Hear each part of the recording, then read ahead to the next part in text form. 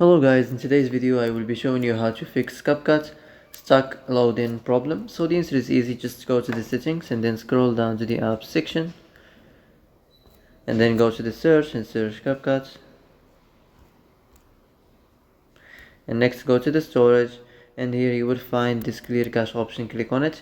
Now you can go check it if it worked, and if it didn't you can try to restart your phone or turn the Wi-Fi off and on, or the Bluetooth or the airplane mode.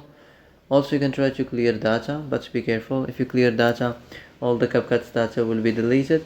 This includes all files, the settings, the accounts, the databases, etc.